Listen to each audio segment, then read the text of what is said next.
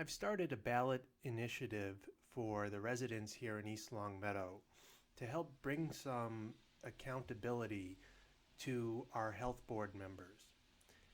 If you don't know, the health board recently imposed a mask mandate. This is their second mandate, and they declared a state of emergency here in town.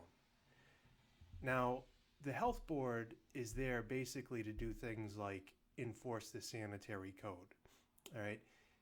Not to be contagious disease experts and to be making decisions like mask mandates that affect each and every one of us.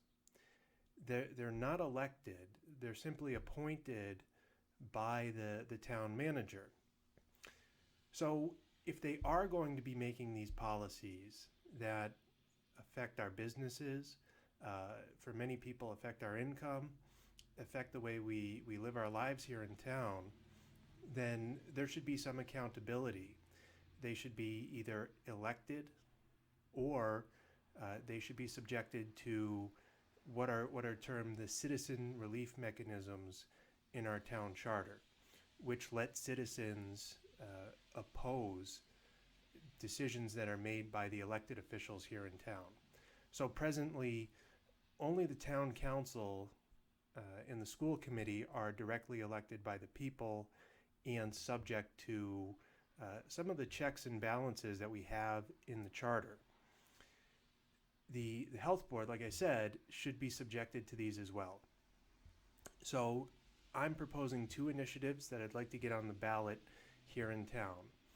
The first one would take away the town manager's ability to appoint health board members and instead make the health board members subjected to the election process. So if they're going to make controversial decisions, decisions that affect us and we don't want the sort of policies they're pushing on us, we can elect somebody new. Right? It's much more democratic to do it that way. And alternatively, we will also have the ability to use some of the self-help mechanisms that are in the charter, which would allow us to petition them, force them to vote on measures, allow us to challenge certain measures, all done through getting certain number of citizens to sign petitions. So I am going to start circulating my initiative.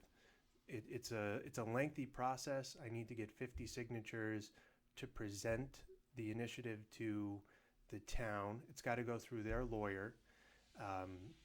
From there, when we get past their lawyer, then it has to go to the town councilors.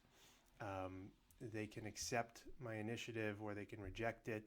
And I expect it to be rejected. I expect it to be resisted every step of the way. All right, God forbid the people here in town should have more of a say in who's making these mandates and these laws. All right, so they're gonna resist it, and we need to force it all the way through to getting 500 signatures ultimately. So we have to get through the lawyer, we have to get through the counselors, and then according to the charter, if we get 500 signatures after it goes through those processes, then these questions will appear on the ballot, on the next ballot, and then hopefully they pass on the ballot and they become law here in town.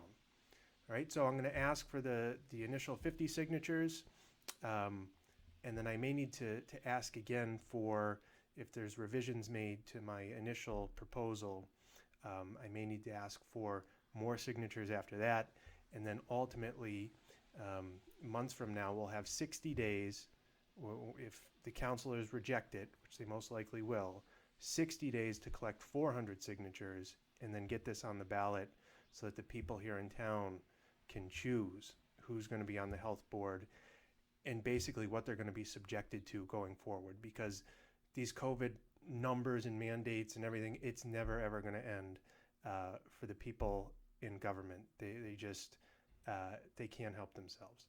So we have to put an end to it. That's what I'm trying to do. I hope you'll support me. If you want to sign my initial proposed initiative, please contact me.